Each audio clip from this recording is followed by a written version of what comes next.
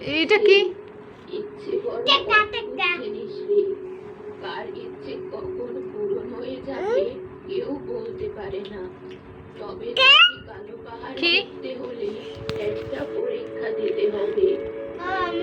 আমি সব পরীক্ষা দেব মা।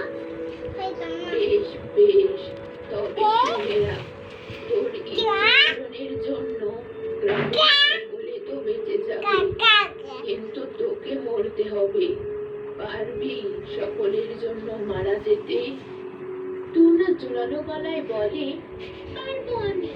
গ্রামের সকলকে বাঁচাতে গিয়ে আমাকে যদি মরতে হয় এতেও আমি রাজি।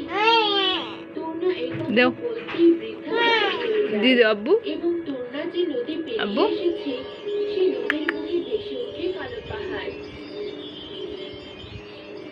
দাও। এই তো সেই কালো পাহাড়।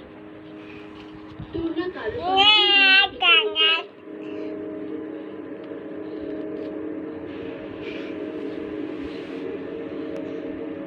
সেখানে দেখে এক সাধু বাবা ধ্যান করছে। টুনাকে দেখে সাধু বাবা চোখ খুলে সিরিজই তো